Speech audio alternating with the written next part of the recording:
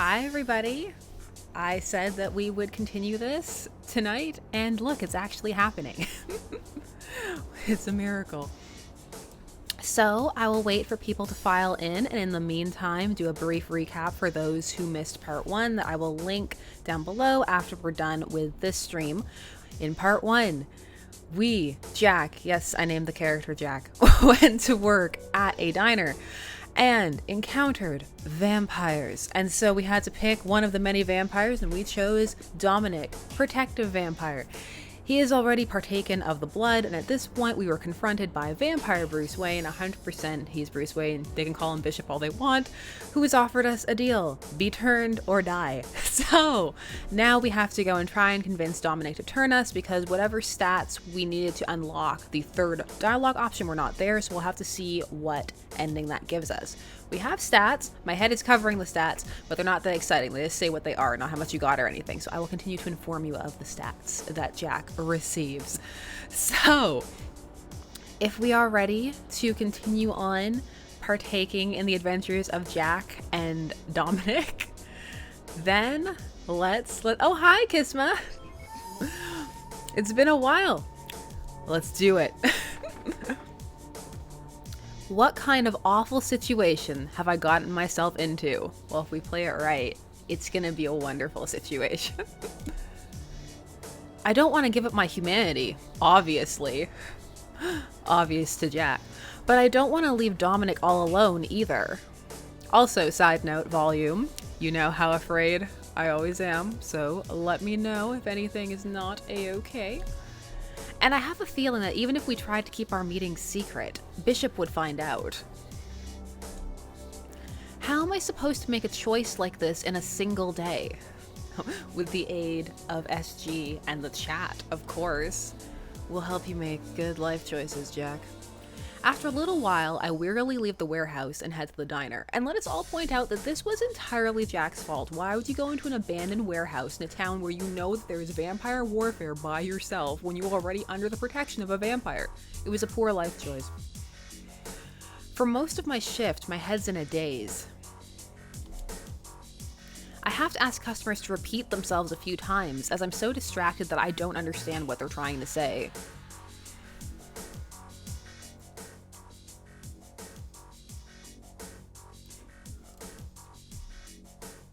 Bishop's offer weighs heavily on my mind, and my stomach is tied in an anxious knot, tightening every time I replay our conversation in my head.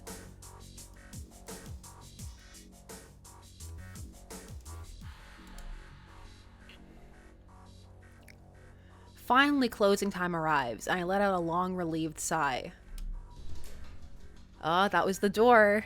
It's Dominic time. As usual, Dom shows up at the door, coming to a stop a few feet in front of the counter. But this time he stares at me with a small frown, studying my face intently.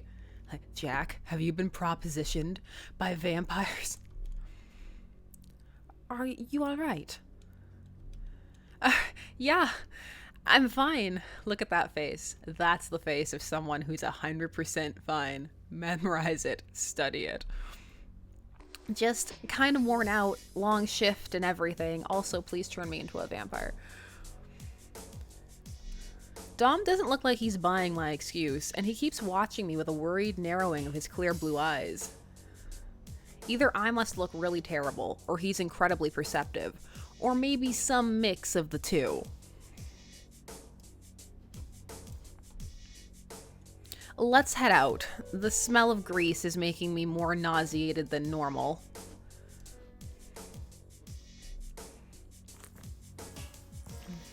We leave the diner and start walking towards my apartment, completely alone on the deserted street. Because remember, before he got accosted by Bruce Wayne, he was gonna take Dominic up to his apartment. Tonight was the night. So, tonight was the night it was all about to go down.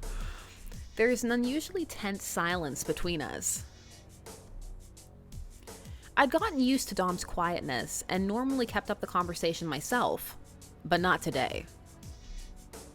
I should say something about Bishop, but I just can't force any words out right now. It's like there's a lump in my throat.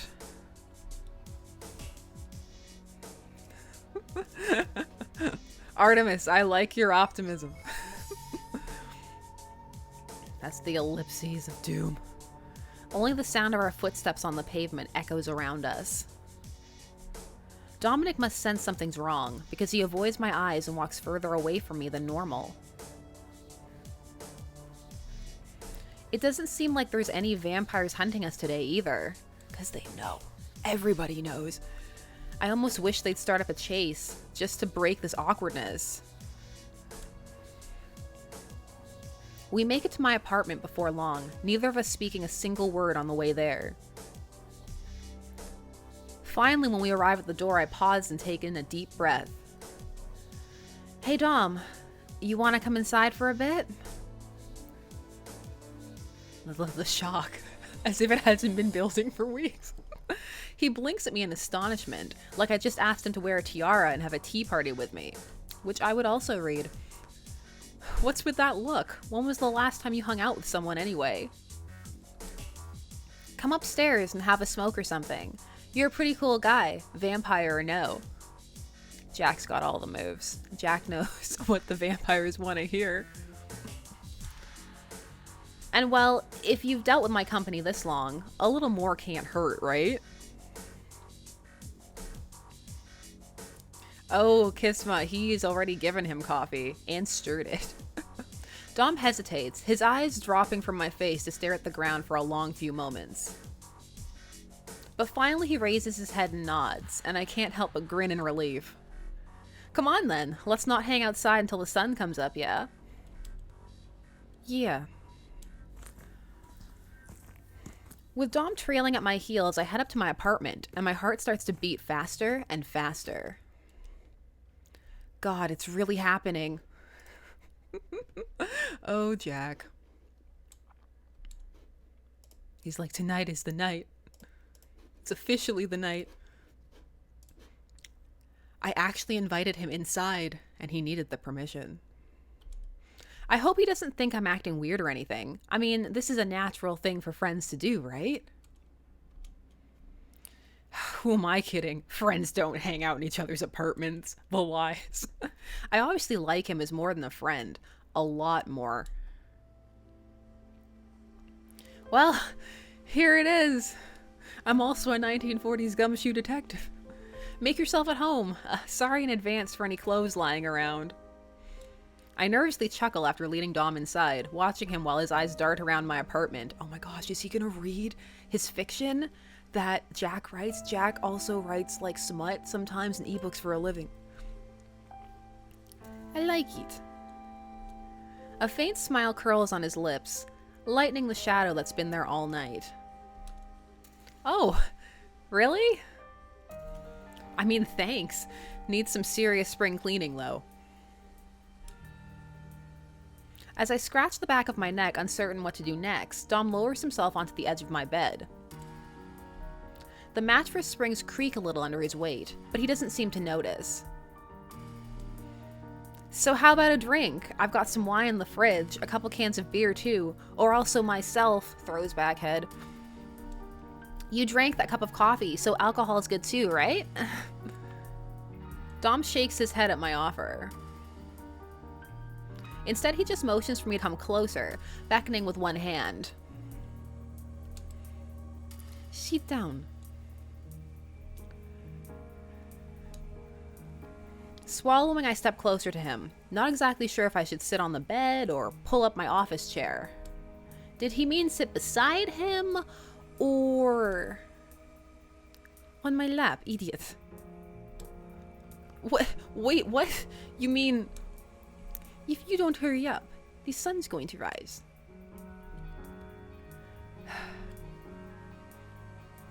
After Dom's coaxing words, I finally end up settling in his lap, squirming a bit. This escalated quickly. It's not like I'm new to this kind of thing, but I can't calm myself down. Why are you so nervous? Dom asks me in a curious low voice, and a blush instantly rises to my face. He noticed. Darn it. Because Jack's the king of subtlety. You're pretty bad at hiding you feel. I think my 3rd grade textbooks were harder to read. Now you're just being mean for no reason. Maybe I wasn't trying to hide it. Sorry. When I mumble an indignant reply, Dom just snickers, tightening his arms around me. The gentle but firm way he hugs my body against him is oddly comforting, and I find myself relaxing before I even know it. I guess he shares my feelings, at least a little bit. Oh, Jack. The thought makes a happy warmth flood through my chest. Can I ask you a question, Dom? How did you turn into a vampire? This is never a happy story. It's never like, welp. He goes silent for a long moment. I feel him squeeze the fabric of my jacket with fingers that tremble ever so slightly. I got beaten 10 years ago, against my will. Wrong place at the wrong time. He speaks with a resigned calmness, not the bitter tone I was expecting. 10 years ago. He's been living like this for 10 years? Once I realized what I was, a monster. I cut myself off from everyone, everything. I hoped I'd just disappear, swallowed up by the shadows one night, and everyone would forget about me. The vampires here forced me into a clan, but it's all a joke. Creatures like us shouldn't even exist. There's no pride in what we are. Except for Rex. Rex got all the pride. I was tired, Jack. I came to your diner that night because I wanted to pretend I was human. One last time. Oh my gosh, was he about to walk into the sun? That's dramatic. Rex was nearby, waiting to ambush me, and so I was planning to let him tear me apart after I left.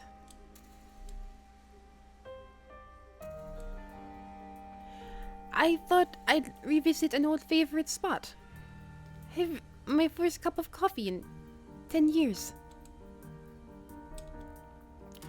And then head out for a final night. Dom. But when you treated me just like a regular customer, like a man rather than a monster. And after you didn't mention me to Luca, as if you were trying to protect me. I guess I thought it'd be worth sticking around a little longer, just to see what you might get up to. All of the things. Good choice. Jack needs help. My eyes burn and a lump forms in my throat. If I hadn't... Dom could have... Shh. It doesn't matter anymore, Jack.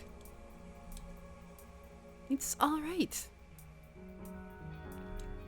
He strokes a hand through my hair with a tenderness that makes my held-back emotion almost burst free.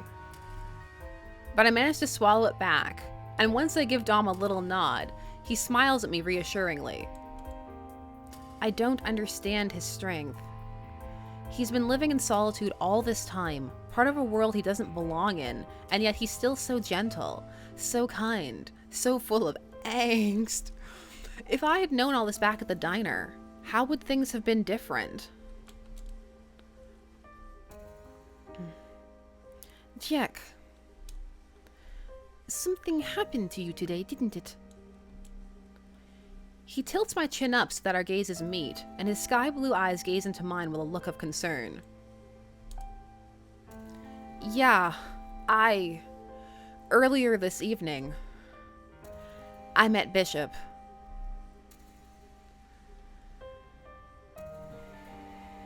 Dom's face immediately darkens when I mention Bishop's name. I'm guessing he isn't too fond of him, and I can see why. What did he say to you? His voice grows urgent, rising slightly with suspicion. He said that I shouldn't meet with you anymore, Unless I joined the coven. Dom's fingers curl more tightly in the fabric of my jacket. I totally forgot we're sitting in his lap while this is happening. He watches me with an intense, unwavering stare, as if he's trying to search the contents of my soul. Unsure of those contents myself, I gaze back into his eyes, glimpsing my own reflection.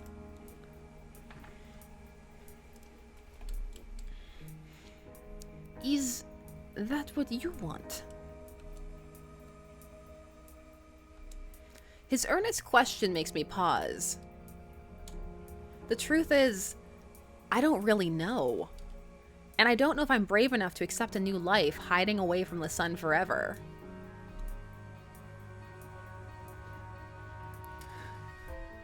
We don't have the choice to say no, it isn't, based on the other decisions we've made. I'm curious what we would have had to have done to say that we didn't want it. I'm so intrigued. I will figure this out without a guide. I will bumble my way through. So, yes, it's what I want. I mean, if I'm going into it, I'm going into it gung-ho. I'm not going to be like, I guess, whatever.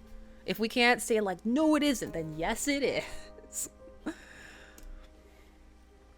But the more I think about it, maybe I don't really belong here at all. Maybe becoming a vampire would break me out of this lonely, unchanging life I've been living for God knows how long. Maybe I'd be more alive as a vampire than I would as a human. And maybe I could finally have someone else at my side. Yes, it is. Vampire, commit for eternity. I don't think that I'd mind. For a moment, I sense a conflicted feeling in Dom's expression, and he's like, Jack, did you get all your stats? He tightens his grip on my back, pulling me closer. If you accept his offer, you have to make me a promise. Oh, what's that? The look in his eyes is so serious that I instinctively tense up a little. Don't accept the bite of anyone besides me. Don't let anyone else turn you.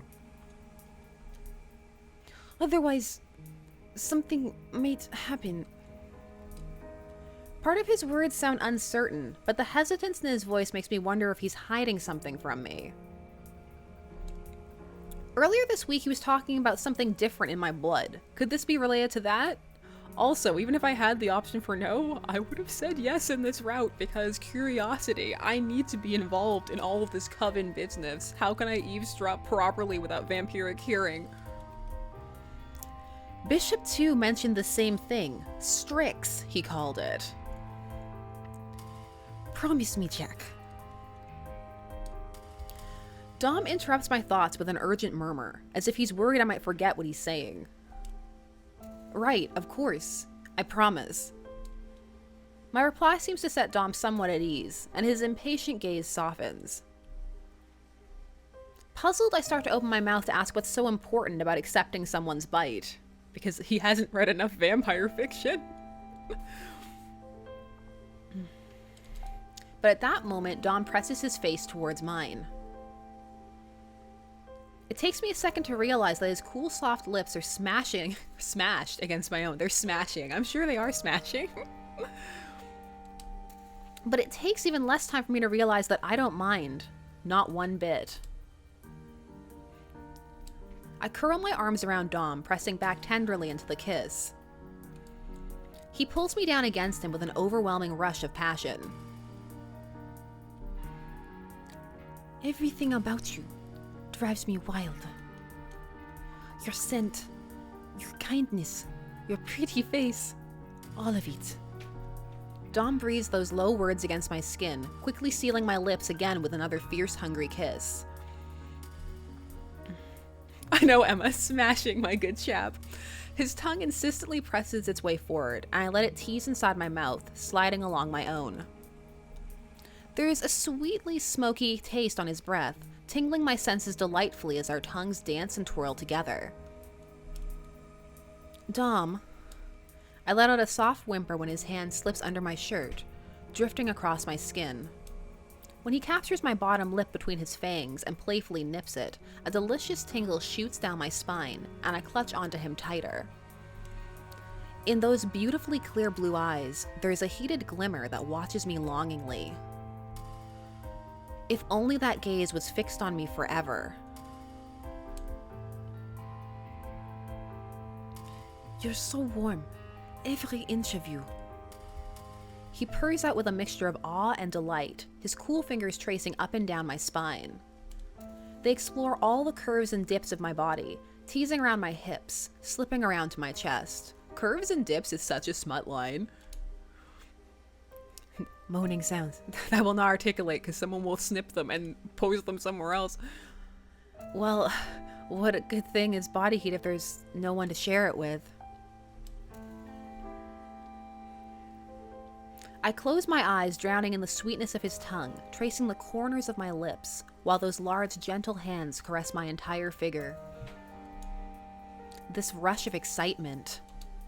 It's not just from physical stimulation. It's a deep and comforting warmth, as if every ounce of tension's gone from my body. I feel like I can entrust every part of myself to Dom, like I don't need to keep any secrets or hold anything back.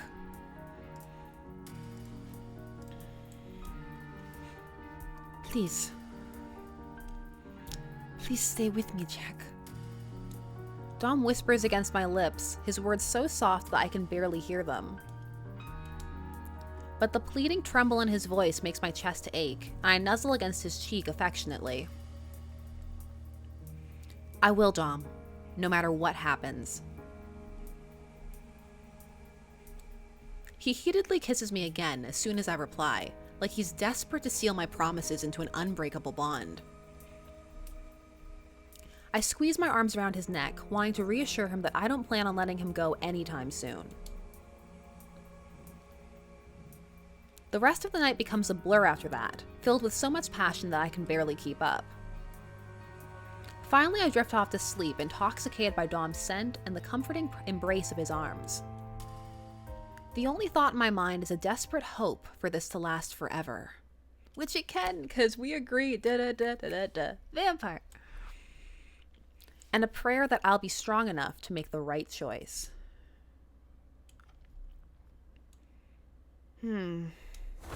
I roll over in my bed trying to curl up against Dom, but he left. He better have left a note. He's not here. When I sit up straight, I realize that sunlight's streaming faintly in through my apartment window.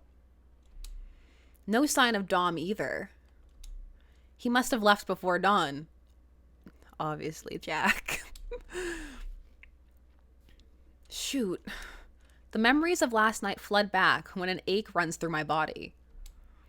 He is a monster in some ways. I'll give him that. Oh, but shit. The sheets are going to need to be changed.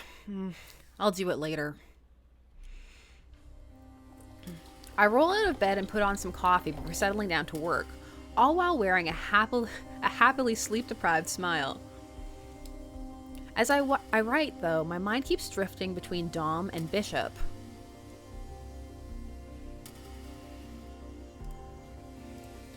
The mood of the words I type grows steadily darker, like it's mirroring the uncertainty in my heart. I have to keep myself from turning my lighthearted romance commission into horror stories. That'd be bad for business. I want to read what Jack is writing.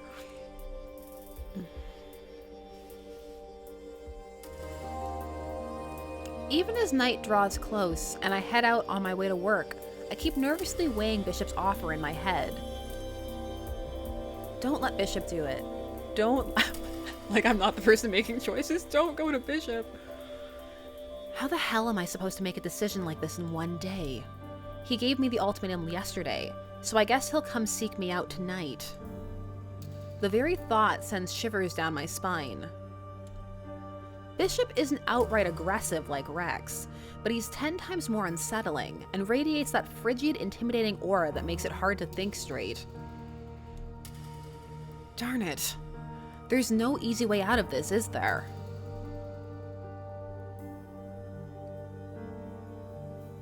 Coffee, sure, coming right up. I put on a forced grin as I take a customer's order.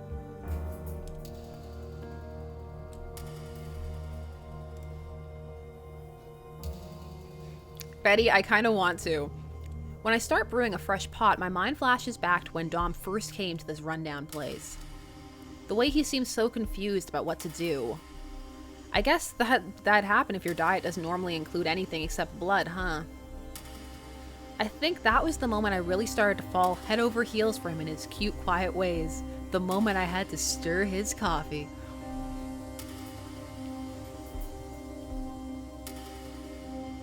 I have to do it. I mutter unconsciously to myself as I pour the black liquid into an empty mug.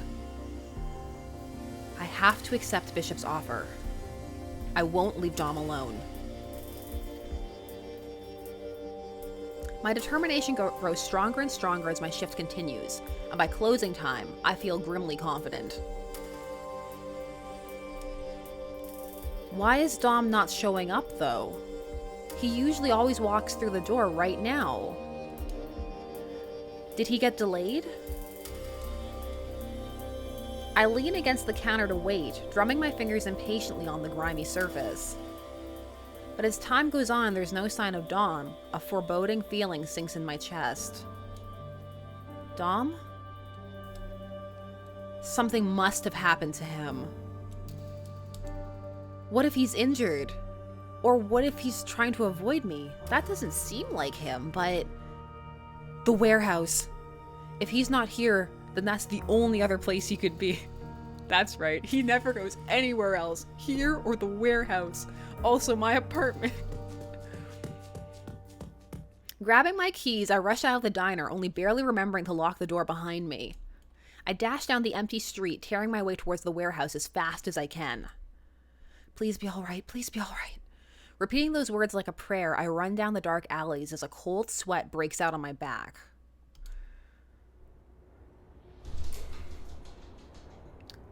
Daydreamer Jim, that's dark. Finally, I arrive at the warehouse and frantically tear inside. Dom! Dom, are you here? Jack!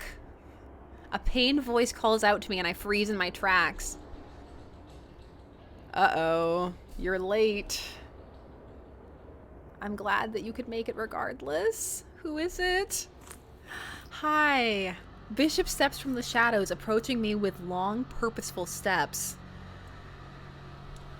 Bishop. Why are you surprised? This is where you met him last time. Why are you... What's happening? Two large, heavily built men are holding Dom in place, grasping onto his arms. He struggles in their grip, but even his powerful physique is no match for two vampires. Their fanged grins give that much away. I believe I explained this already, but our beloved Dominic here was very knowingly breaking the rules of our coven by playing around with a mortal. Oh god. He was evidently planning to escape with you tonight, despite being fully aware of the agreement we discussed. Bishop grasps my chin with a cold hand, forcing me to turn away from Dom and look up at him instead. You didn't think I'd let him get away without proper punishment, did you? No, please. I'll do whatever you want. Just let him go. I stare pleadingly into those blood-red eyes, trying to fight off the crushing aura that surrounds Bishop. Is that so? Well, I might be persuaded to release him.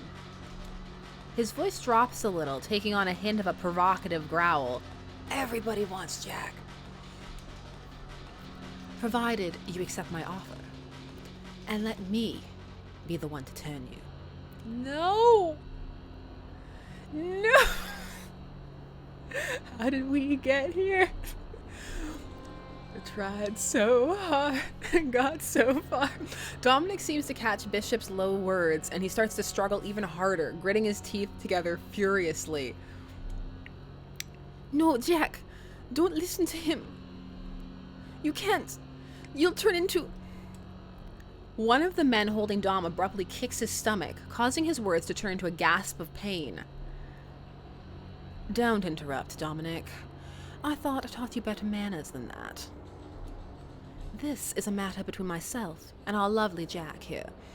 I believe you've forfeited your right to have a say in the matter. After scolding Dom in a quiet, taunting voice, Bishop turns back towards me, waiting for my answer with an expectant smirk. I'll do anything to help Dom. This is endgame. This is where we ended up. There's only one way I can help Dom. I'll let Bishop turn me, and maybe he'll let Dom go. Or I'll gain powers that I can use to free him, except I am going to turn into a monster. Fine, let's see what we turn into. I'm curious. I want to see what kind of monstrous abomination we become. I accept. Biting my lip, I nod reluctantly at Bishop, whose eyes light up with clear satisfaction. Wonderful. I knew you had excellent judgment, Jack. I'm glad it won't go to waste. Bishop pulls me into his arms, tilting my head back to expose my neck. Jack, you can't.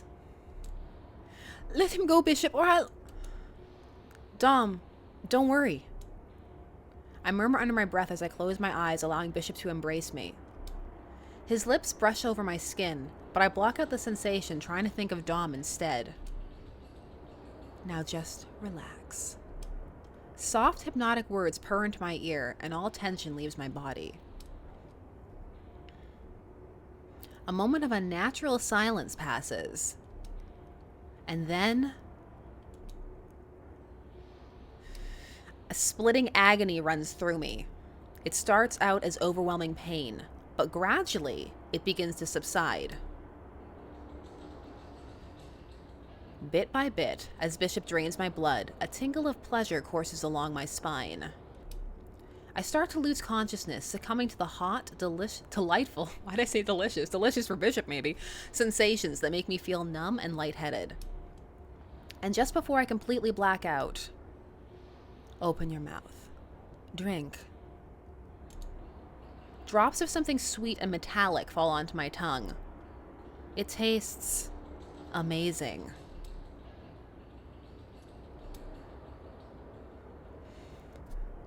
I can feel it pumping through my veins, bringing me back. Also, those are song lyrics. Now that song's gonna be in my head. The hunger. It's so strong. It's aching, burning. Like I'm going to burst if I don't feed.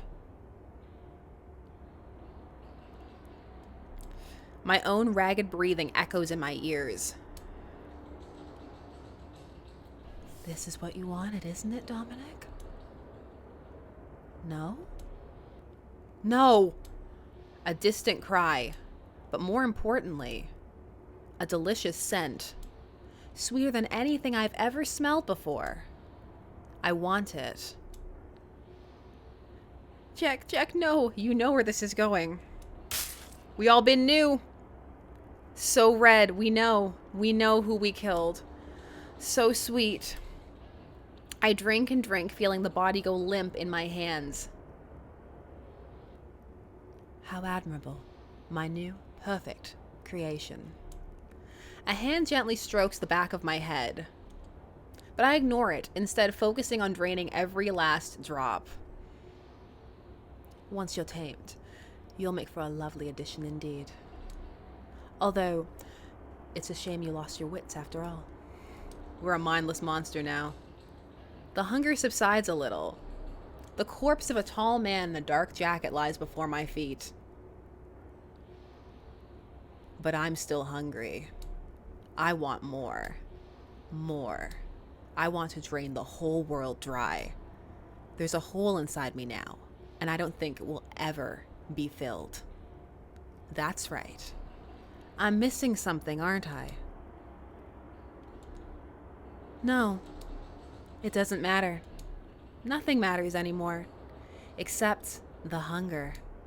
More and more and more. until the whole world is dyed a wonderful, painful red.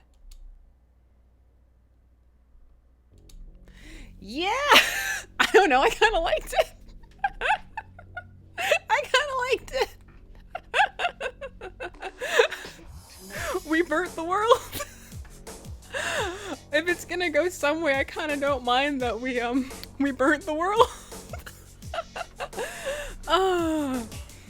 So that didn't take too long. I think we have time to potentially start somewhere else. So my query to the chat: do you want to start where we made our decision about who to follow, or do you want to start all over again? Because I kind of want to follow Isaac and see where that takes us. So what do we think? Because you know me, I love to explore all of the potentialities.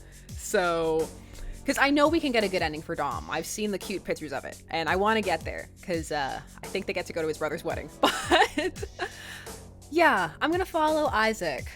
Let's see. Let's just go for it. I liked that. You know, even though we didn't end up with Dominic, I am satisfied. I'm gonna follow Isaac now. This game's good.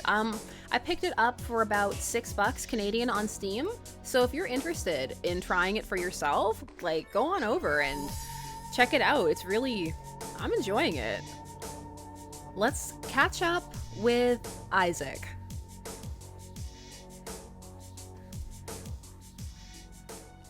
Isaac's no better than the rest of these guys, but at least he seems to know a lot about these vampires.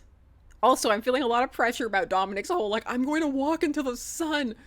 And I also want to know what Isaac is, because he's not a vampire, but he hypnotized Jack, so I'm curious. Is he like a dampfire? Is he a daywalker? I have questions. He took off at the speed of light down the alley, so I've got to hurry if I want to catch up. Sorry, maybe some other time, Rex. Another playthrough. Catch you next time. Oh, they're salting the road. There's so much snow here. With a hasty shout to Rex, I turn on my heel and sprint after Isaac as fast as I can. Luca, get out of the way. On the way, I pass by Luca, who throws me a shocked stare. Like, get out of the way. Shoves Luca. Wait, it's dangerous out there. Come back. He calls out anxiously to me, but I don't have the energy to shout out, tell me something I don't know already, in reply. When I get closer to Isaac, he seems to notice my presence, because he slows his pace down a little. Luna. Why, fancy meeting you here, Jack. Decided you wanted a taste of the fun, after all. If we let Jack, he'll eat the world. He wants to taste everything. Your sense of fun is pretty messed up. Ha. Isaac lets out a bark of laughter, shoving his glasses back up on his face as we run down the street, because Isaac and I are glasses and scar bros, so, you know, respect. You saw Rex and Dominic fighting, didn't you? How about 2 whole gangs of vampires fighting each other? You're insane. Who the hell would want to be in the middle of something like that? Isaac would. My angry question makes Isaac's broad grin darken a little bit, and his eyes flash behind their lenses, for he constantly has anime villain glasses. Wouldn't you rather see monsters tearing each other apart, rather than attacking humans? After all, every dead vampire just makes the world a better place. Isn't that something worth watching? This is already quite different and I'm into it. I really like the writing in these games, I do. You can feel that they really enjoy it, and I'm so glad that they're growing and keep working on writing new projects. Was there a strange bitterness in his voice just now, or am I imagining things? No, I definitely heard it. But why did it come on so suddenly? Before I can question him about it, we round a corner and Isaac abruptly stops. There, before us, the alley is filled with burly figures clawing and slashing at each other like wild animals. They're using stock punch and kick effects. Ah ha ha ha! Come here, you Helgen piece. It's getting intense. I'll rip your head off. Angry shrieks and shouts echo in the air. Wah! I have to quickly duck to dodge a spray of blood which splatters on the wall behind me. He ducked that? Wow, good job. Reflexes. Isaac, this isn't safe. What the hell are we... Are you taking notes? Open mouthed, I stare at Isaac, who's scribbling something down on a small pad of paper. Why do you look so surprised? Didn't I say I was an information broker? No, you really didn't, but it's good to know. I have to know who the strongest vampires on the food chain are right now. It's just business, Jack. As casually as if we were talking about the weather, Isaac gives me a shrug, then goes back to writing. You're a madman, I swear. I shake my head in disbelief, turning back to the ongoing fight. At some point it seems like Rex jumped in, because I glimpse his red-haired figure in the middle of things. Of course Rex did. Come on, come on. None of you cowards gonna challenge me tonight. I guess I'll have to find a new playmate. His maniacal laughter blends into the fray, and I can't help but shudder. I'm so stoked for when we eventually do Rex's route. He's probably gonna be like the softest boy at all. We go to his house, he just like collects stray cats. They really do look like animals. Vicious wolves tearing at each other's throats. All this while these creatures have been stalking the night streets of San Fran, and I never knew. The thought makes my blood run cold.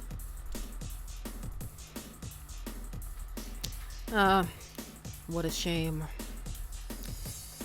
He's not here tonight. Not like I expected him to be, really.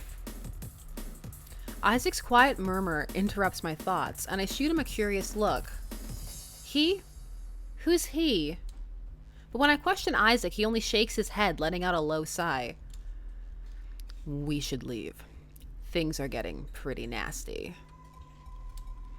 I don't want to get any blood on my shoes, either. I just had them cleaned yesterday. Never mind that. I'd be more worried about getting my neck torn open. I grumble nervously, eyeing the vicious gangs going at each other. No argument there. Come over this way, then. Isaac motions for me to follow him, and we head away from the alley, much to my relief. But even once we're out of sight, the image of the vampires tearing into each other keeps replaying in my head. I love that y'all already have the headcanon. You're like, they were dating. Do they really do that every night? Wouldn't the police notice? They're vampires, Jack. Vampires. Isaac shakes his head, letting out a patient sigh. All-out brawls don't happen too often, except when tensions escalate. The two gangs hate each other a fair bit, even though they're technically part of one large San Francisco coven. I was hoping to work out a trade deal tonight, but it seems it's not in the cards. Oh well. He grimaces, wearing a disappointed look. Christ, how can he act like this is such a normal thing? They're monsters, for God's sake. He must be insane. I'm getting out of here before any more craziness happens. Sucking in a deep breath, I begin heading in the opposite direction towards my apartment. Wait. I wouldn't leave so soon, if I were you. When Isaac calls out to me, I pause, turning back towards him reluctantly. Wearing a sly, knowing smirk, he closes the distance between us at a slow pace, and soon he's standing right in front of me again. It won't be long before the other vampires in San Fran hear that you know about them. You know what that means, right? The dangerous lilt in his voice makes me swallow reflexively. No, but I can guess that it's not anything good. Isaac snickers, his eyes narrowing in delight behind his glasses. To put it bluntly, humans who learn about what goes on here at night, they get dealt with quite expediently. Luca and I are exceptions, since we do business with them, but you, ha! He leans in, lowering his voice to a provocative purr as he brings our faces close together. Before the week is out, you'll end up drained dry and left as a lonely corpse. Or, more likely, as the cute little pet of whatever vampire catches you first, kept around for your blood and your pretty face. I love that everybody in this game's like, Jack's pretty face! Flattering, right? The crude but confident way he's talking about all this is disturbing, to say the least. I want to argue, but after I remember the way Rex was looking at me just earlier, I realized that Isaac probably isn't exaggerating. So you're saying I'm screwed? I have to leave the city, or else I'll be spending the rest of my days as vampire cattle. Well, there's one option. That's one option, naturally. Isaac raises a hand, and I feel his fingers drifting through the back of my hair. When did his hand get there? My first instinct is to duck away from his touch, but all of a sudden I can't tear my gaze away from the hypnotic swirling glimmer of his eyes. This is just like last night. What kind of messed up power is he using on me? You see, if you were working as an assistant of mine, you'd be much safer on the streets. Neither clan wants to get on my bad side. The chance of them harming you would be very low. Don't you think that's a tempting agreement?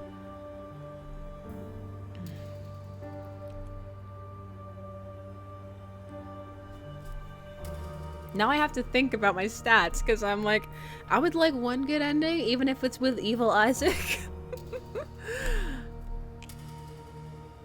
I'll use one of my precious save slots. I don't have many and they're precious. They matter to me.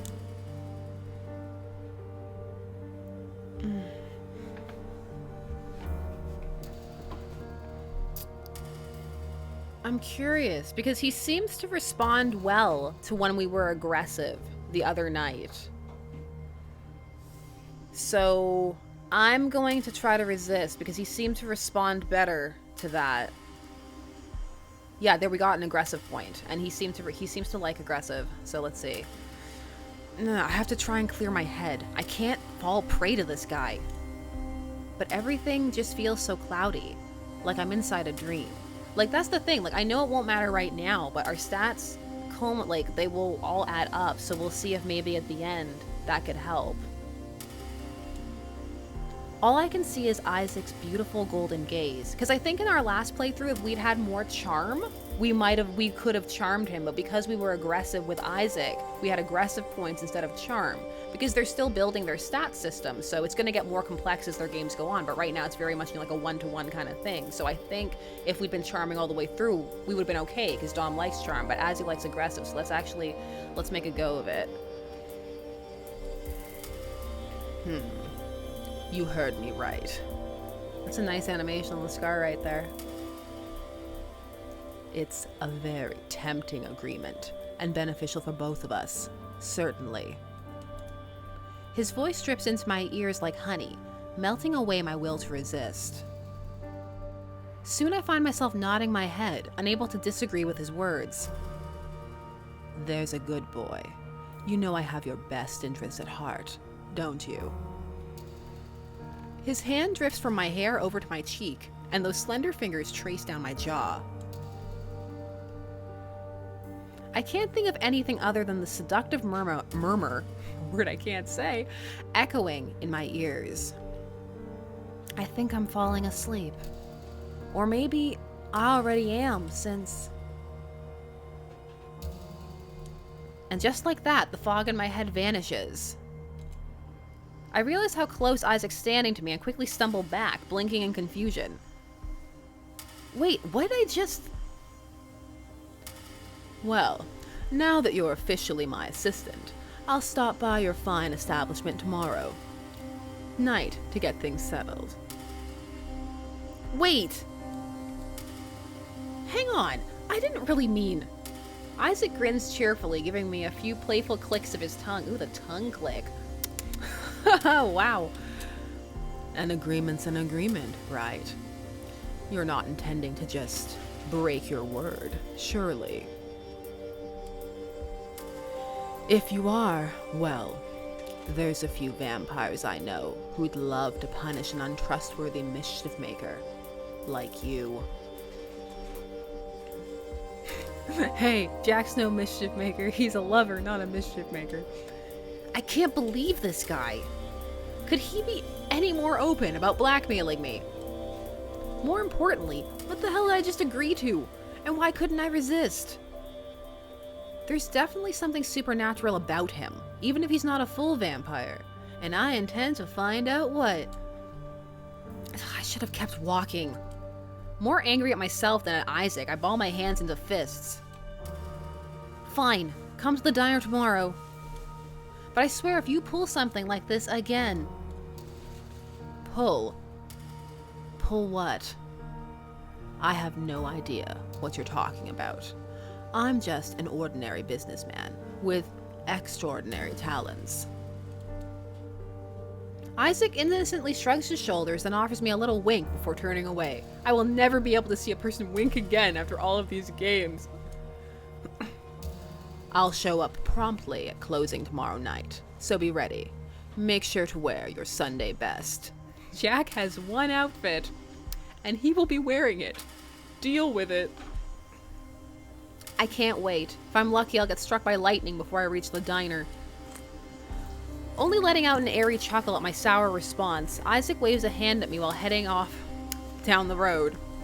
I scowl at his departing back, which soon vanishes around a corner. But once he's gone, all my tense energy from earlier dissipates, leaving me exhausted. Ugh, my head hurts too. It must be because of that weird thing Isaac keeps doing with his eyes. I should get a pair of good sunglasses. Maybe that would help. I can wear them at night. Oh, old song lyric jokes.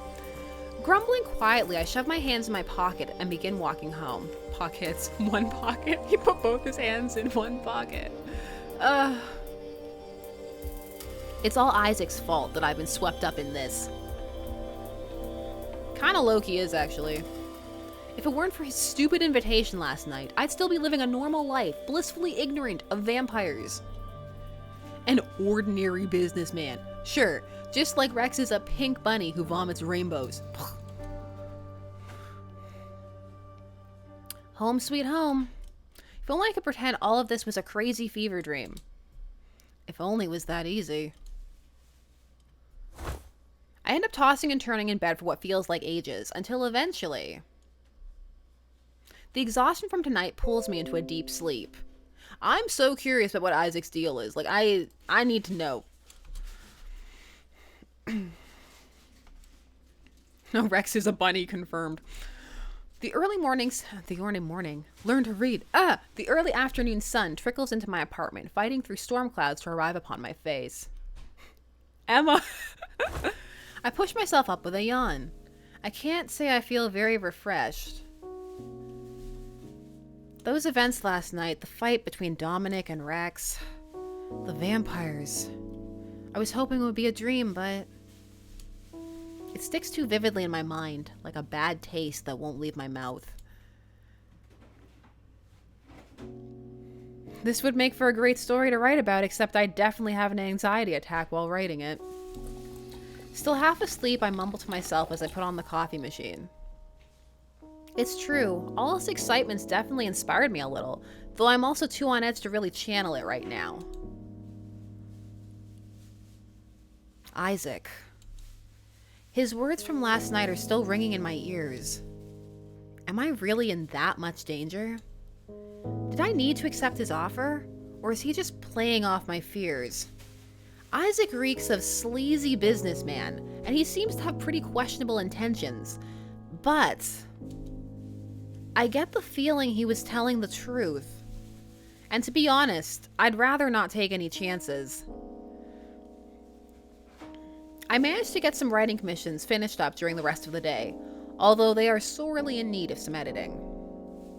In the last couple of hours before work, I decided to start a new little story, drawing heavily from the crazy stuff that happened last night.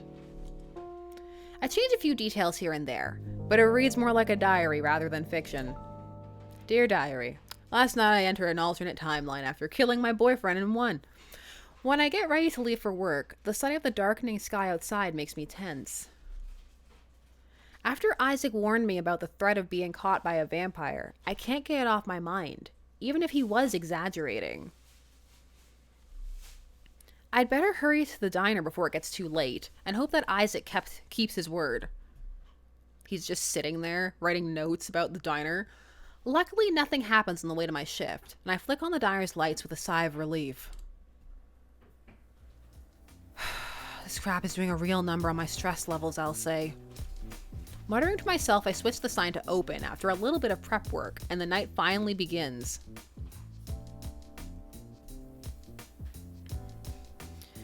Yeah, I'll have fries, yeah. Coming right up. Just the normal drunk customers. Hey dude, got an ice cream froth thing. You mean a milkshake? Yeah dude, milkshake. It's totally what I meant. How you know? Average high as a kite teenagers. Nothing out of the ordinary. Not yet. Sometimes I glimpse a shape moving outside of the diner's windows, although it's probably just a random passerby. But for some reason, I have an uneasy feeling. For some reason, what could it be?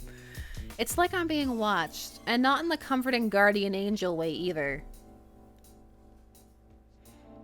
A couple of minutes before closing time, I moodily stare at the linoleum floor while wiping a glass. None of the people who came in here seemed like they were vampires. But then again, I never guessed Dominic was one either. At this rate, I'm gonna go paranoid and end up committed somewhere seriously.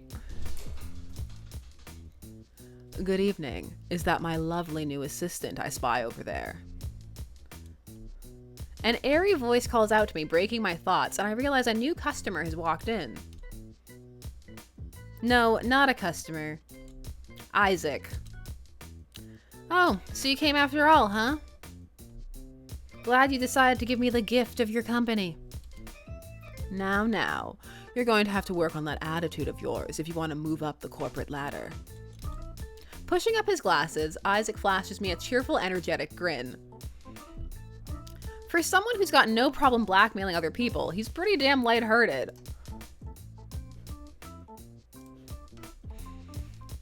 So, are you ready to head out? I'd rather not spend too much time here. I can already feel the grease soaking into my suit. Yeah, let me get my keys. As I close up the diner for the night and head out with Isaac, I can't help but feel a little relieved. Call me a coward, but having his protection is a lot more reassuring than going out alone. Is it worth the price, though? I guess I'll have to find out. The tagline to every dating sim ever should just be this. Is it worth it? I don't know. Let's see. Where are we going? I question Isaac as he extends an arm to call a taxi, and his golden eyes flick towards me. Why? To our apartment, naturally. Our apartment? Mine and Luca's. We're roommates, since it makes our cooperative work a lot easier. He's out tonight, though, so you probably won't see him. Are you disappointed? Not sure if I'd say that. I think the poor kid hates my guts by now. Isaac laughs when I roll my eyes, but he nods understandingly. You're not the only one. Luca actually hates me too. What? Why does he work with you then?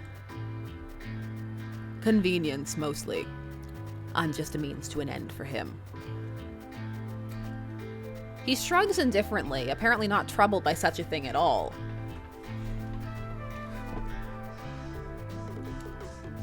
I didn't rope him into working with me. Unlike you. You should feel honored. Right, I'm sure vampire arms dealer's assistant will look great on my resume. After a short taxi ride, we end up in front of a much fancier looking apartment complex than my own. I follow Isaac inside and we take the elevator up to one of the top floors. Ooh, I like those posters.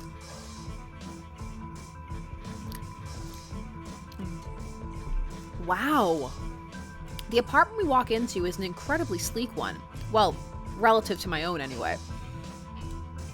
It even smells nice. A little bit like citrus. I bet these guys actually buy air fresheners. Jack's like, I should buy some air fresheners. I hope it lives up to your expectations. Oh, we're looking for another roommate, if you're interested. The rent isn't terrible if it's split 3 ways. You have a spare room? No, actually I figured we'd just share mine. Right, if I'm ever that desperate, I think a park bench would be more appealing. My unenthusiastic response is met with a little chuckle. Isaac closes the door behind us and clears his throat, a slightly more serious look climbing his features. Now, as much as I'd like to flirt with you until the sun rises, there's business to discuss. Why don't you take a seat, and I'll bring some coffee over. He motions towards a large sofa near the window, then turns and strides off towards the kitchen. I guess he's not as terrible a host as I was expecting, but this still feels really weird. I have no idea why he wants me as an assistant, or what that even involves. Probably something shady, though at least I might learn what's going on. As much as I hate to admit it, I'm pretty damn curious about the city's secret vampire network, which I had no idea about until yesterday, and Dominic told me nothing.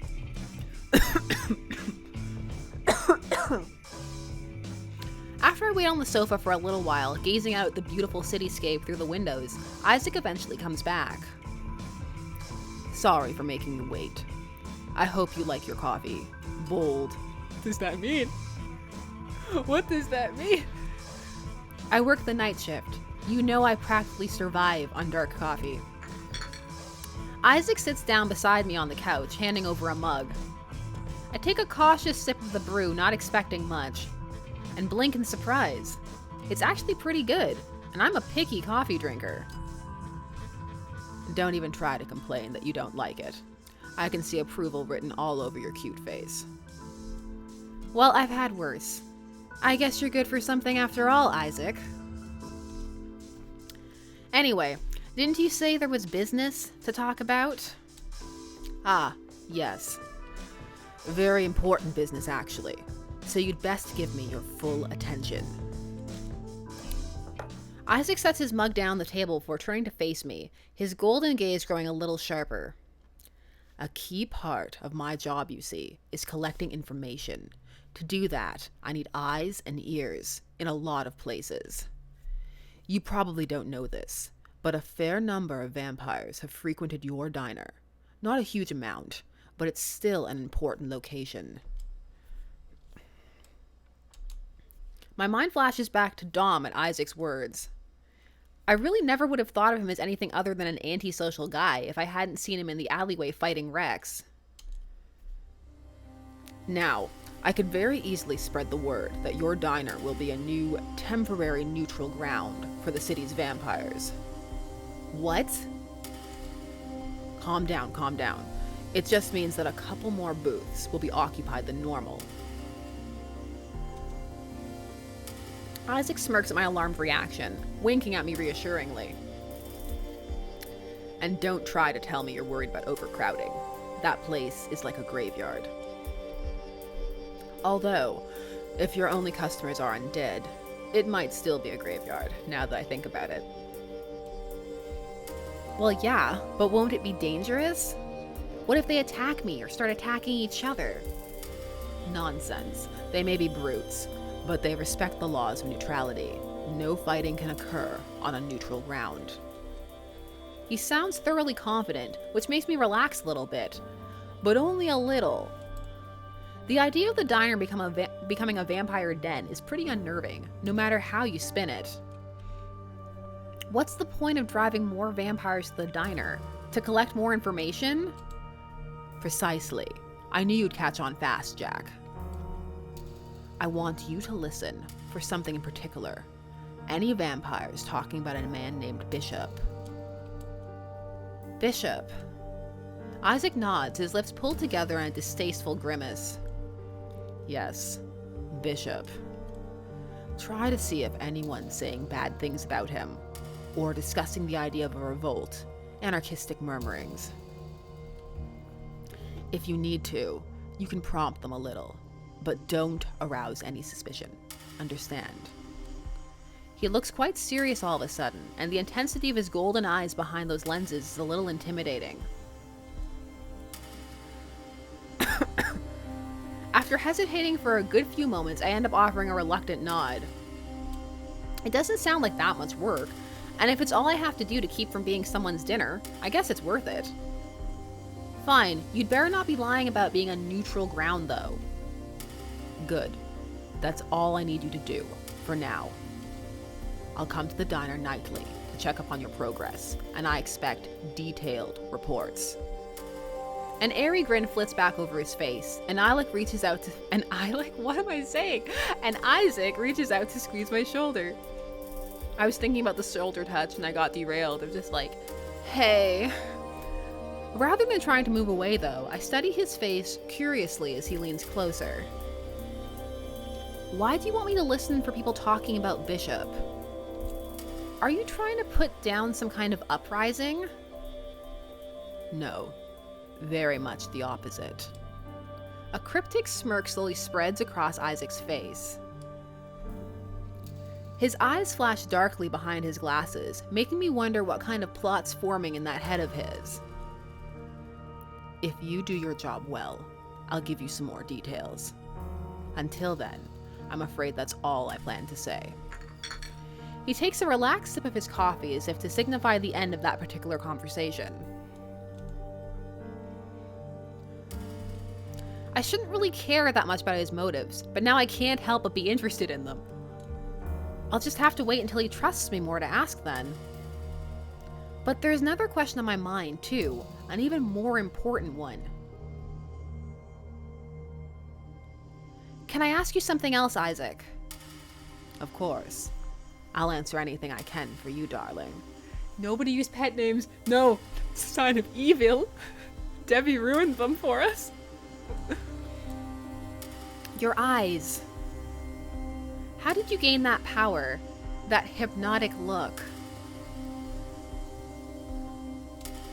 It looks like that question was the last one he expected to hear.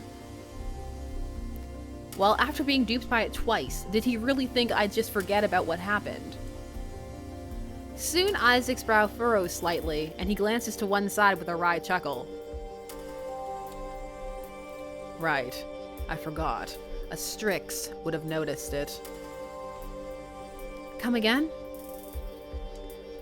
Isaac shakes his head, letting out a faint sigh while pushing up his glasses. Please tell us what a Strix is. Never mind that.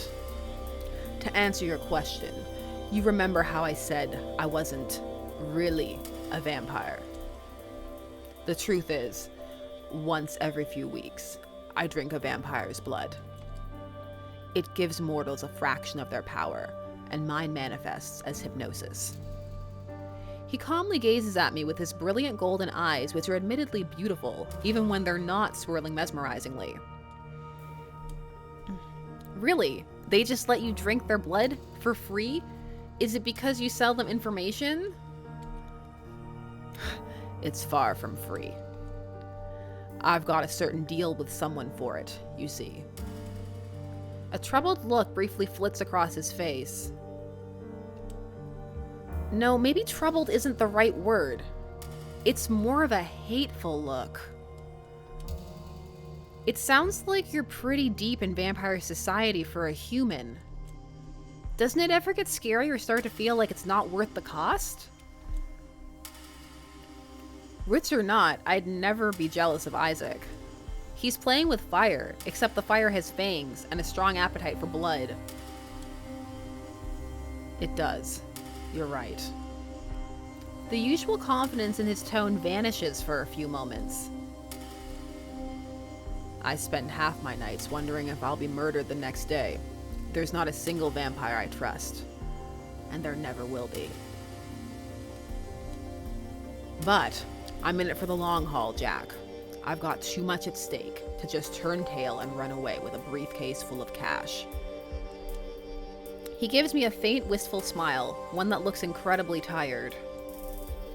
For whatever reason, a pang of sympathy cuts through my chest, even though I don't understand the circumstances he's in.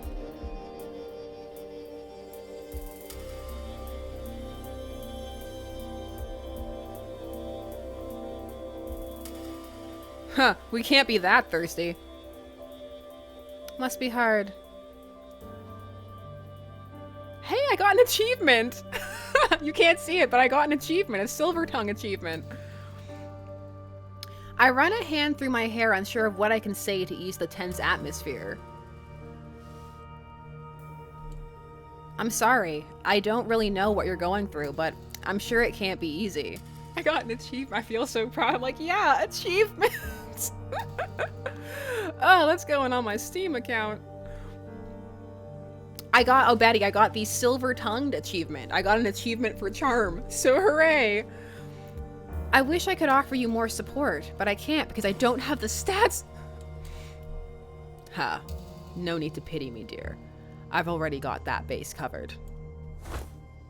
He exhales a faint sigh while adjusting his glasses, then straightens up. Well, enough of my moping. That's all I wanted to talk to you about tonight, Jack. Rising to his feet, Isaac smooths out his vest, swiveling to face me. You're free to go, unless you're interested in, say, watching a movie and enjoying some quality time. No thanks. I quickly push myself off the couch and offer Isaac the most skeptical look I can manage. You make good coffee, and you may have pretty eyes, but that's all you've got going for you, Isaac. How rude. I'd like to think I have excellent fashion taste, too. And obviously a talent for finding cute assistants. With a wide, charming grin, Isaac tips an imaginary hat to me, and I have to keep myself from cracking a smile. In a surprisingly gentlemanly fashion, he escorts me down to the street and even pays for my cab fare. As the taxi drives off towards my apartment, I glimpse Isaac waving in the rearview mirror until we round the corner out of sight. I wasn't expecting to arrive home in such a good mood, but tonight wasn't nearly as bad as I thought it'd be. My job as Isaac's assistant doesn't sound that bad, and I don't mind getting to spend more time in that fancy apartment of his. And I won't say no to free coffee.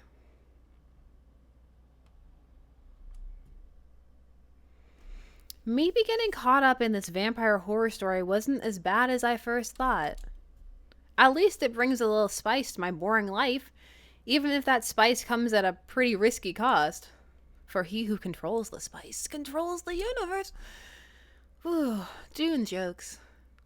I'm so tired from my shift that, despite the coffee, I doze off not long after hitting my pillow. As I drift off to sleep, I have the sense that I'm being swallowed up by a pair of radiant, hypnotic golden eyes.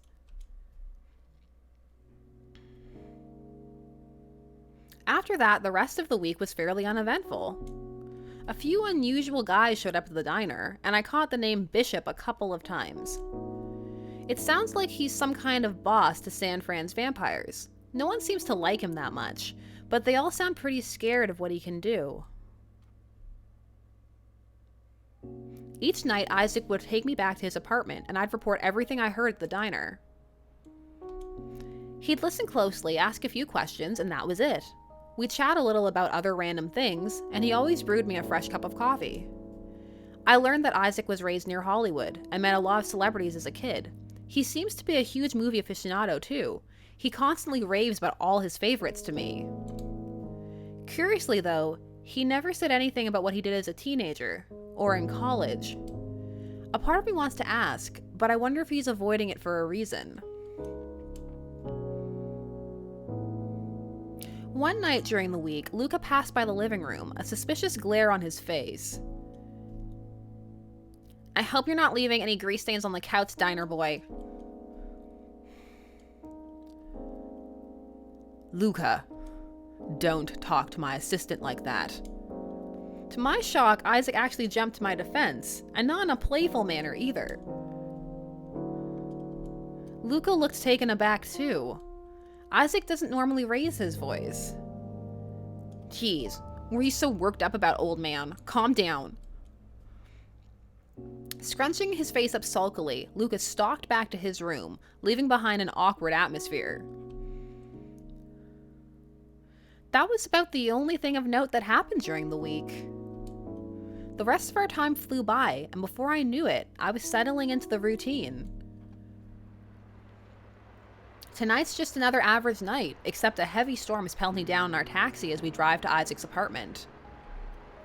I feel a little disappointed that I don't have anything exciting to report, but Isaac seems cheerful as usual. He's not that old, Dark yet.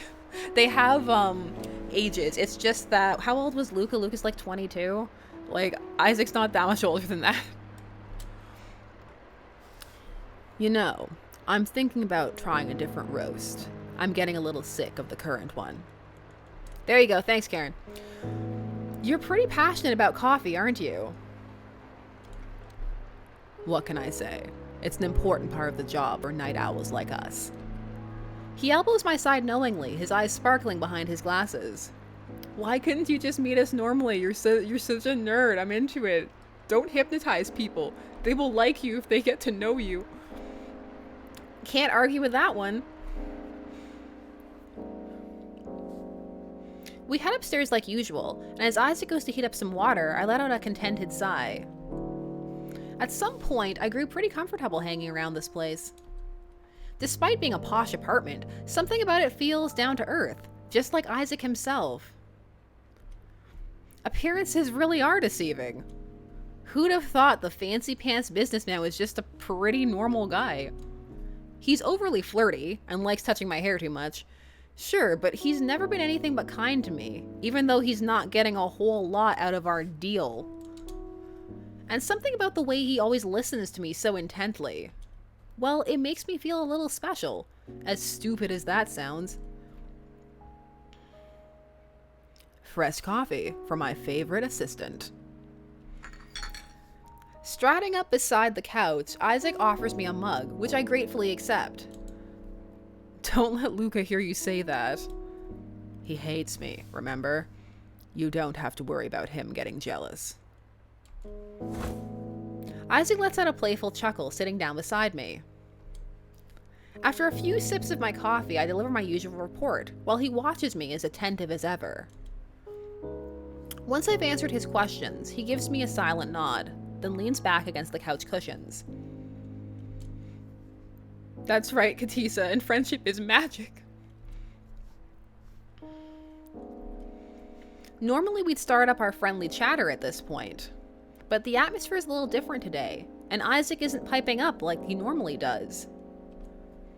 Instead, the silence is filled with the sound of the rain that's pelting down, and gusts of wind make rain droplets splatter against the window loudly. Good thing we're not out there, huh, Isaac? Isaac? When I curiously glance over at Isaac, he seems to be gazing past me with a distant expression. What's the matter? Coffee grind stuck in your throat? Ah, no. It's nothing. His eyes flick back to my face and he shakes his head. Really? You looked pretty lost in thought. When I question him gently, Isaac hesitates. Then after a moment, he pulls off his glasses, his gaze flitting back to the cloudly sky. You know when a character with glasses takes them off, it's about to get really, really serious. Oh, they're off. It's serious, man.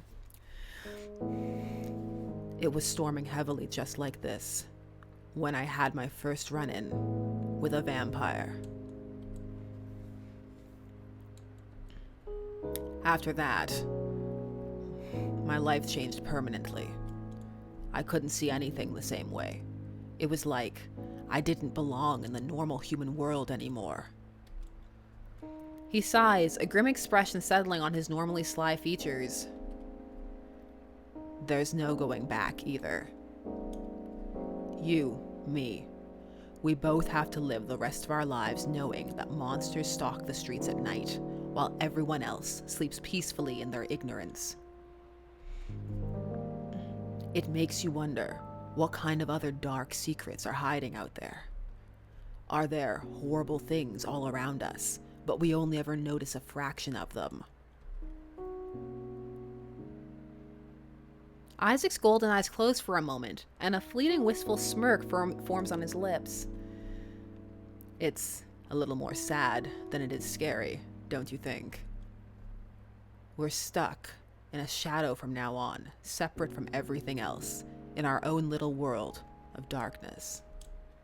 His voice grows steadily lower until it's barely audible, a whisper at the end. For a brief few seconds, I desperately want to lean in and pull Isaac into a hug. He looks so lonely, so troubled, that it makes me wonder how much of his cheerfulness is just an act. I know, Denton, his eyeliner is on point. He's been surviving in this underworld for a lot longer than me, and it's such a heavy burden to bear. But before long, his frown relaxes and he slips his glasses back on with a playful sigh. Dramatic, huh? Maybe I should go into theater instead of business. Well, you'd be pretty good at it. He laughs warmly and I chuckle along with him, but I can sense that he wasn't really putting on an act. The world we're stuck in is just as dark as he said, and as every day passes, I find myself wondering if things will ever be the same again.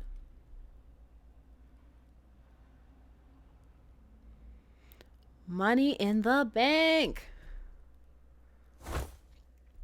Finishing up my latest commission, I push back from my computer and hop to my feet, letting out a satisfied yawn. It's time to head to work and probably go through another uneventful night. And now that he said that, it's going to be the craziest night of all time. But at least I'll get to have some of Isaac's coffee and see his face, so it's not all bad. A few weeks passed since he first hired me, but it's been so quiet in the diner that I almost wonder if he didn't take me on just for the companionship.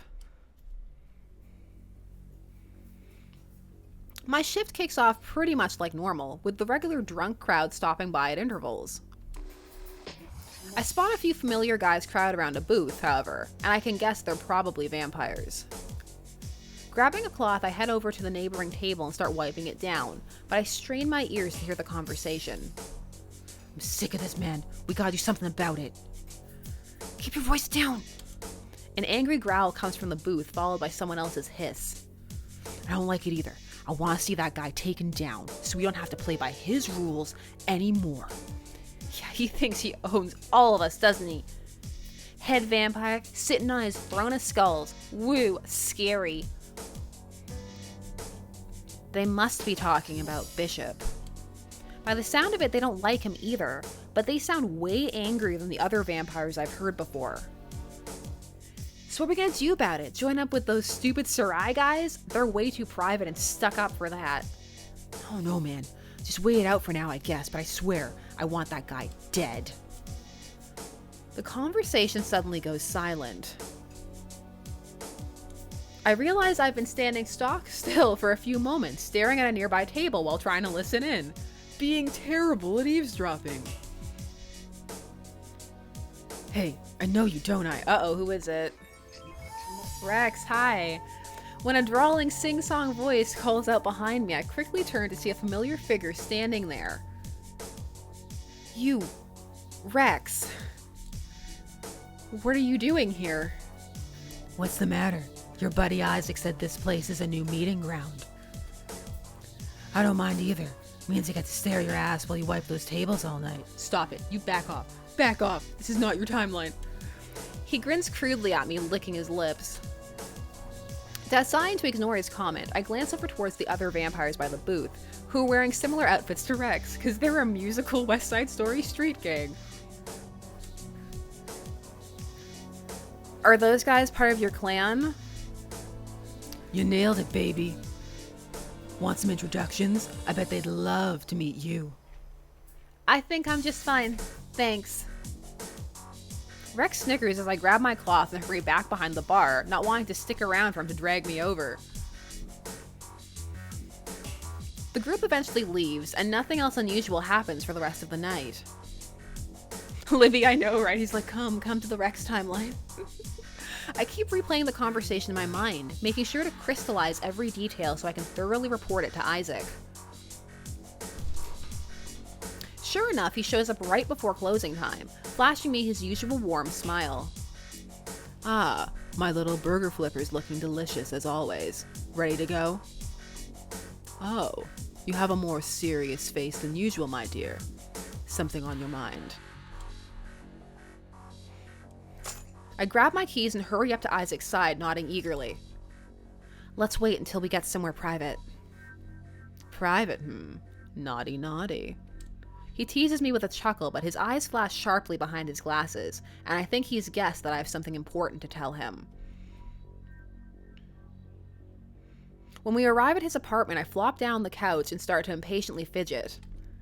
Isaac always insists on getting me a drink before my reports, like it's some kind of sacred ritual, even though I told him it could wait this time. And here you go, my latest brew. Wow, you're really excited today, aren't you? Something really juicy must have happened. He hands me a mug and sits beside me, gazing into my eyes questioningly. The rich coffee smell is irresistible, so I take a small sip before clearing my throat and speaking. Tonight, I heard Rex and some other Helgen guys talking about Bishop. It sounded like they wanted to kill him, or at least get rid of him. They even mentioned joining up with Sarai. Isaac's eyes widen and he stiffens, leaning in towards me intently. You're sure about that? You saw Rex specifically. What did the others look like? He questions me urgently and I recount all the details of the vampires I saw. Isaac listens with the most excited, impatient look I've ever seen him wear. This really must be important to him. He's never reacted like this to any of the other reports I've had. Is it that big a deal? You never told me why you wanted to know this stuff anyway. It is a big deal. If some of the vampires really want to rebel, then maybe Bishop can finally be killed. Isaac pushes up off the couch, standing up before me. Ah! He reaches down to grasp my hands, roughly pulling me up to my feet. Before I know what's happening, Isaac's tugging me over to the large windows where the night cityscape shines below us. One of his arms curls around my waist while his other hand gestures out towards the city lights. When night falls in San Francisco, Bishop rules this, all of this, everything the night touches. Behind his glasses, Isaac's eyes glint angrily. He's had an iron grip on the city's vampires for years and years, building a throne of terror for himself. There's never been an organized uprising against him, but if the Helgen and the Sarai join together to take him down, there might be a chance. Why do you care so much about getting rid of him? Does Bishop affect your business?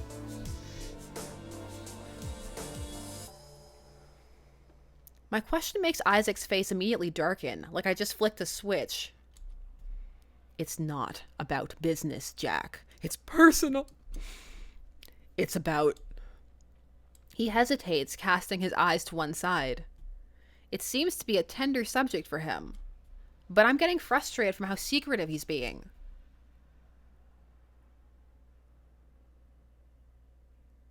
Oh, how are we going to get him to talk?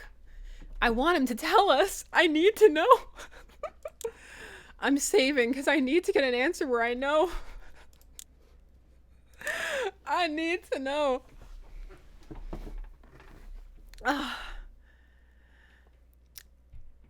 I feel like I feel like we'd be safe with two because we're friends now. We talk about movies. That's friend stuff. Hey. I'll move it. I will move. I will move myself, I swear, but I'm too late. I'm getting a lot of achievements. I got the Assistant of the Year achievement. It's nothing exciting, by the way. A black box pops down. It was a little cup of coffee. So, that's what happened. I guess it's because we have the same scar. We're bonding. I'm your assistant, remember? If you don't tell me anything, I can't do my job properly. And neither of us wants that. Right, Isaac? He looks downright floored for a couple of seconds, and I'd laugh at his reaction if the situation wasn't so tense. Don't you love when you're playing one of these games, you're just lucking into like the right answers? You're like, yeah. Finally, his eyes soften a little and he gives me a grateful smile. And so the student instructs the master. His arm squeezes tightly around my waist, and I lean a little into the comforting warmth of his side. I couldn't ask for a better assistant than you, Jack. Grease stains and all. From the back of the room, you just hear Luca drop a stack of dishes, run off crying. I'm sorry. I should have explained this a while back. He sighs, pushing up his glasses, clearly a little uncomfortable. It's a difficult thing to say, but Bishop is my master, the one who gives me his blood every month. Did I hear him right? Bishop is the one who gives Isaac his powers? In return, I give him all the information I've learned. Everything that happens in this city, Bishop knows about. But he can hypnotize me the same way I can hypnotize you. So even if we're right next to each other, I can't try to harm him. He bitterly shakes his head, narrowing his eyes. But if he gives you blood, why would you want to kill him? Wouldn't you lose your powers? Suddenly, Isaac presses me to the window, his hands slamming the glass on either side of me. Pinned to the window. We knew it would come to this when we saw that he had an open concept apartment window like that. Isaac, what? He's been using me, Jack. I'm nothing more than a tool to Bishop. His golden eyes are full of hurt and rage, glaring at me passionately. I trusted him, once I thought he cared about me. But I'm just another part of his schemes, nothing more, and he'll kill me if I step out of line. In a way, I've been doing that to you too, using you for my own ends. Isaac. I gaze up at him hesitantly, unsure how to reply, or even what to think. Has he really been using me? Okay, look, Jack, honey. Our chats and teasing, his kindness, is that all just manipulation? But it's not the same. The way I feel about you. I don't want you to be a tool, or my assistant, or even just a friend. I want you to be mine. Exclamation mark.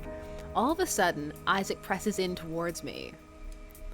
And a second later, he covers my lips with his own.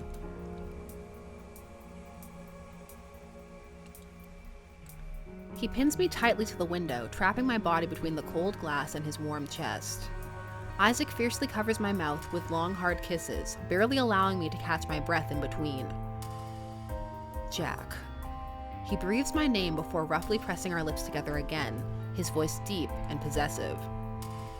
His kiss is so intense that the pressure almost hurts, as if he's trying to leave bruises on me as a mark of ownership, which someone who is being used by vampires, I can believe that would become their thing. The warmth of Isaac's tongue soon starts to impatiently pry between my lips, and I let it slip inside my mouth. Isaac. He tastes a little bitter, like the coffee we just had, but a hint of sweetness fills my senses. Our tongues slide and twirl together, so messily that a drop of our mingled saliva falls down the corner of my lips. My eyes fall closed, and I shut out everything except for the delicious sensation of our kiss and the heat flooding through my body. I can't help but think how strange this is. I couldn't stand Isaac at first. I figured he was nothing more than a slimy businessman out for his own profit and no one else's. But there's something about him, something I can't explain, that makes me want to stay by his side. It's called thirst. Maybe it's because he's trapped like me, swept up in a secretive world of darkness. And we have no choice but to trust each other. Wow, I committed to not making the noises and now I'm making them. Well, in for a penny. Over and over again, Isaac lavishes my lips with burning kisses, his warm breath tickling my cheek. I tightly curl my fingers in the back of his shirt, standing on my toes to respond by nipping and sucking his lower lip. My heart's racing so fast that Isaac's probably able to feel it, the way we're pressed together. Jack, make me a promise. Breathing heavily, Isaac pulls back a little, gazing at me with longing eyes. We'll get rid of Bishop. You and I. And then we'll run away from this underworld forever. I slowly nod, and a deep, affectionate smile curls on Isaac's lips. Even though I'm looking straight into those golden eyes, there's no magical hypnotism, no strange power playing with my head. He doesn't need to use it anymore, because I think I've already fallen too deep.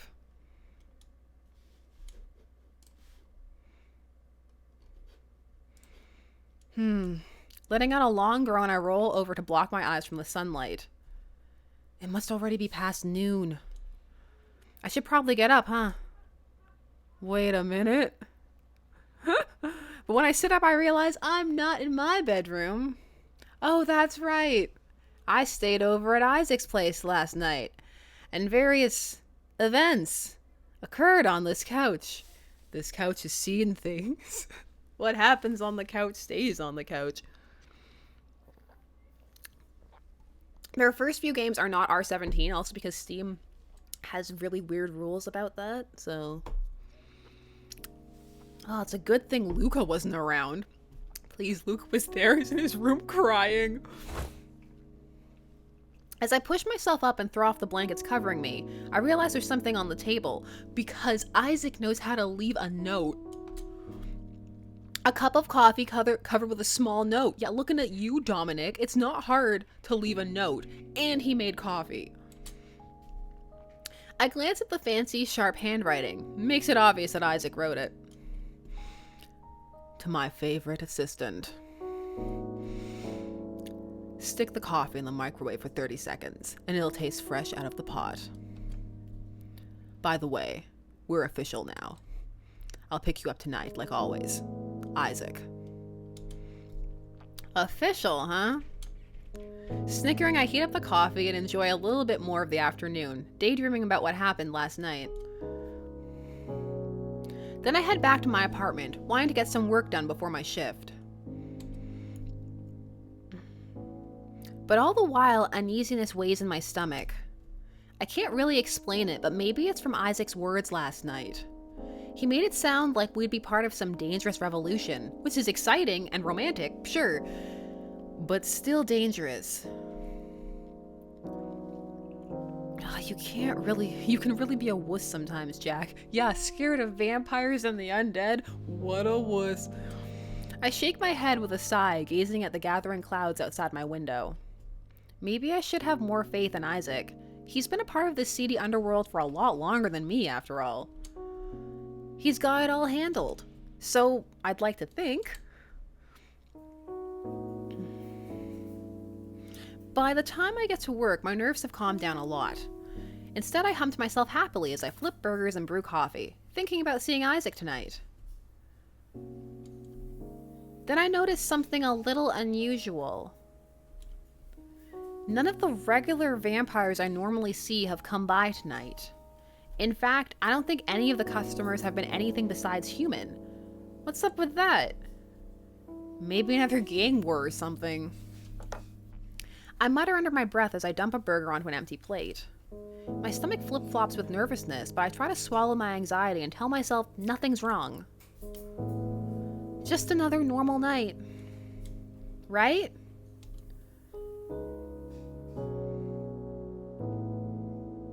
Finally, closing hour arrives.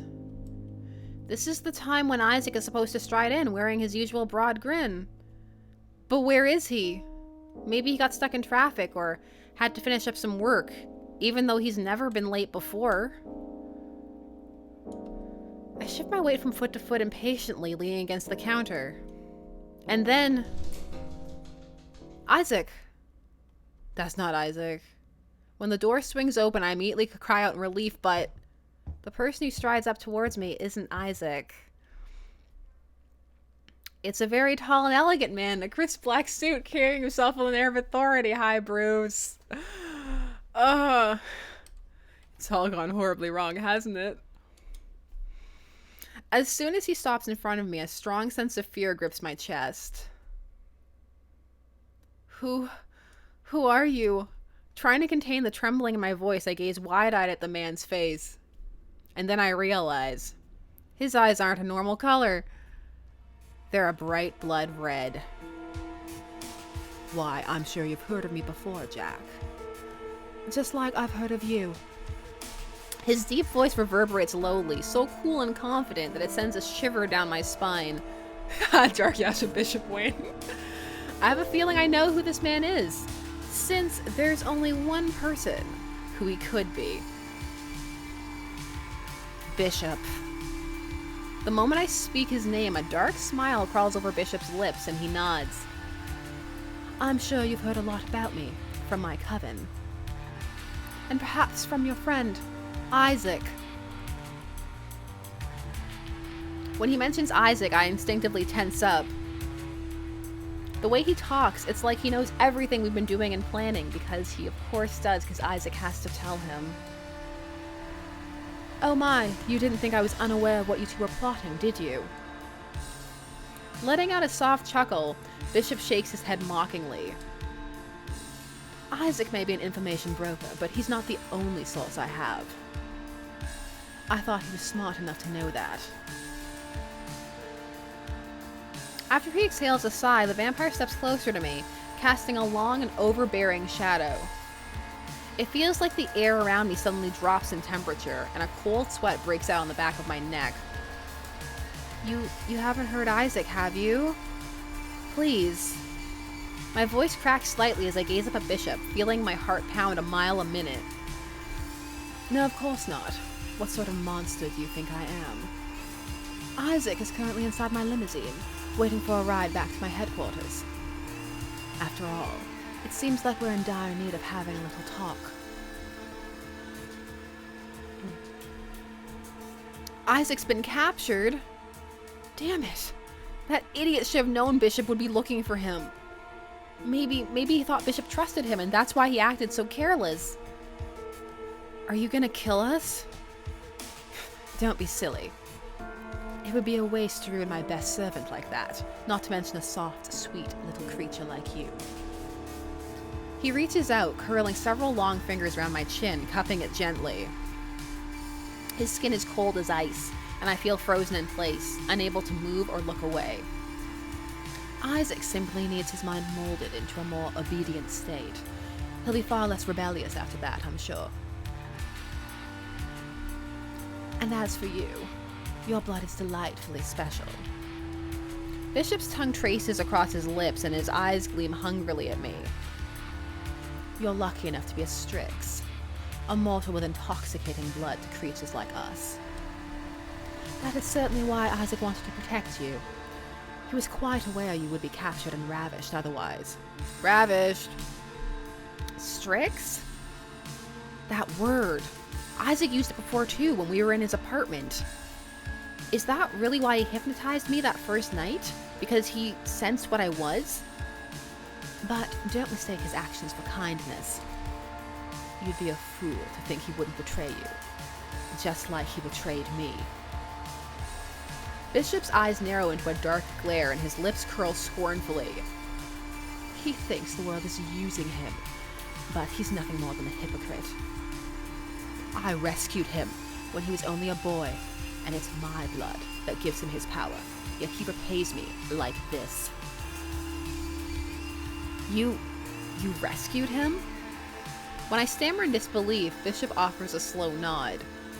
He was just a teenager when he was kidnapped off the streets, sold to be an older man's plaything.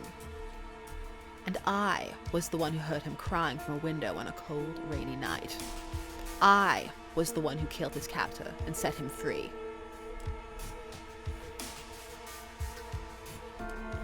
His fingers slide from my chin down to my throat, squeezing, and it quickly becomes a little difficult to breathe.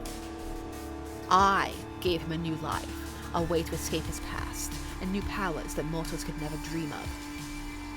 And that ungrateful brat tries to stab me in the back. How pitiful. I struggle for air as Bishop's hands tighten around my neck. But his grip isn't what hurts the most. Isaac suffered through all that, and he never told me. When he talked about meeting a vampire for the first time on a rainy night, that's when he was rescued by Bishop? Suddenly the grip on my throat loosens and I can breathe easily again. As I gasp for air, cold fingers drift up along my cheek, and Bishop tilts my face up towards his own. And he'll do the same thing to you, Jack. When you've worn out your worth to him, he'll find someone else and leave you in the dust.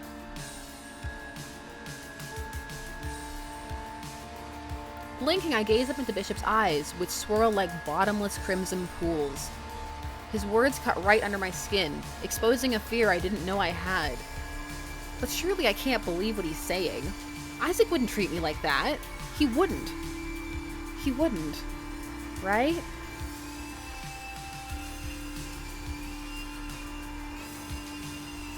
I trust Isaac. Screw off. I trust Isaac. I trust Isaac. I mumble under my breath, but my ears don't even register my own voice. That beautiful blood-red gaze is swallowing me up, pulling me in. No, you don't. You trust me, Jack. Bishop breathes a few soft words, and they pour into my brain like sweet poison. I trust Bishop. Do I? I shouldn't, but I... Hey, old man! Who's come to save me? What are you doing with that kid? Somebody save! Somebody save! Please save Jack! Right at that moment, a loud yell echoes through the diner. A voice that sounds familiar. Rex! I said, what are you doing? This ain't your turf anymore, Bishop. A man with a black jacket and a tattooed face stands before us. Rex! Let him go. Dominic! And beside him, a tall figure with grim features. Dominic! You guys, what are you? But before I can manage any more words, the diner's doors suddenly fling open. Bishop, sir, we have leave. There's... A suited man tries to rush towards me and Bishop, but a throng of other vampires swarm after him. I'm sorry, just shut the hell up. Goddamn yuppie, I can't. I'll bash your brains out. Yeah, get him. Mess up Bishop's guys. Ugh. Shoving me to the ground, Bishop deftly leaps over the counter and dashes towards the side exit. Hey, don't let him get away. Motioning for the others to follow, Rex darts after Bishop and the rest of his clanmates stampede behind him. Also, hey, Dominic's okay. I'm glad to see that. He made it. It's like a pack of wolves racing after prey, their eyes all shining with a terrifying rage and bloodlust. They must really want Bishop dead, huh? But why are there so many of them here? Jack, are you all right? Dominic leans down beside me, offering a hand. Yeah, I'm fine. Just a little dizzy. I rise up to my feet with Dominic's help, rubbing my forehead. That hypnotizing gaze was so close to swallowing me completely. The thought makes me shudder. We came just in time, thanks to... Jack, you're alive. At that moment, another voice echoes through the diner. A voice I'd recognize anywhere. Isaac! His hair mussed up and glasses askew, Isaac rushes up towards me. He pulls me into a crushing hug, and once I recover from the shock, I grip him back as hard as I can. Jack, I can't believe you're safe. As Isaac embraces me with all his might, I sense Dominic quietly leaving us, slipping out through the side door. Well, your loyal assistant can't just disappear, can he? What would you do without me? Swallowing my emotions, I bury my face against Isaac's neck. Somehow it's over. Somehow I managed to resist Bishop, just for a few moments. And Isaac, he pulled through in the very end, managed to convince the two clans to join together just before he was kidnapped. That's where he vanished to this morning. I should never have doubted him. Isaac isn't a man who gets so easily outsmarted, not even by someone like Bishop. And me, the dumb guy who got completely swept up in his charms. I should know that better than anyone. Oh, yeah. Happy birthday. Oh, come on. I told you I didn't want anything. I let out a huff as a small, neatly wrapped present is shoved into my hands. This guy never listens to anything I say, seriously. You really think I'm that bad a boyfriend? I'm hurt, you know. Go on, open it. Isaac gives me a wide, playful grin, which usually means he's up to no good. The wrapped present looks like some sort of a cup. Why the hell would he give me a cup? Fine. I tear open the paper, tossing it aside onto the balcony floor. A coffee mug. Look, there's something written on it. What's it say?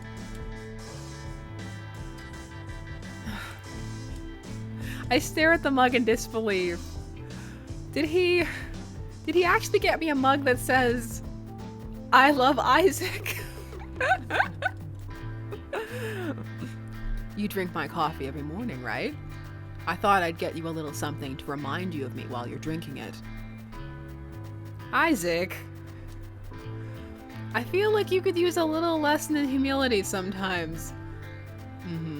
I love you too. Snickering, Isaac leans in to press his lips against my forehead. The gentle kiss makes my chest grow warm with happiness, even as I sulkily stare at my present. I'm half tempted to toss it over the balcony, but I guess it's kind of cute in an Isaac-y way.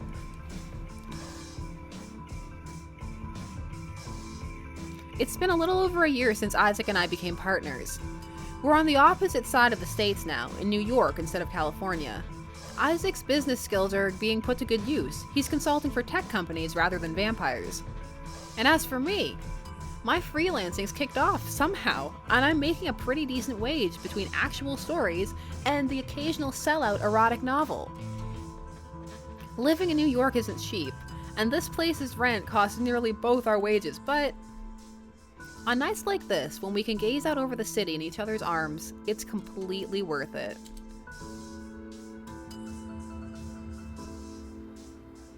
It wouldn't be a bad mug if I painted over the letters.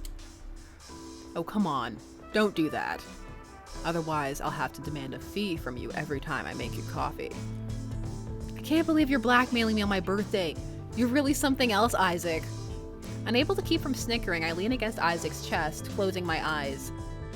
His warm hand drifts through my hair, and I nudge my head against it like an affectionate cat.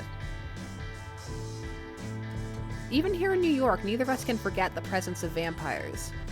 Once you learn what horrible things stalk the streets at night, you can never go back to a truly normal life. There's a chance that whatever he is, Bishop, that wherever he is, whatever we know what he is, wherever he is, Bishop will still come after us. And we might never be completely safe. But as long as I'm with Isaac, I feel strong enough to take on whatever might come our way. Even if our worlds are changed forever, I can face the night without fear. With Isaac at my side until dawn. We got a good ending. We got a good ending. Success. Hooray. Well, thank you so much. I really enjoyed playing through it. I want to come back and play more routes. I'll probably come back in a day or two and play some more routes of this because I really enjoy it. I think it's a really fun game. And yeah, thank you so much for hanging out, and vampires. I'm excited for their sequel game to this when they launch it. Enjoy the rest of your day, night, evening, and I will see you when I can. Bye-bye.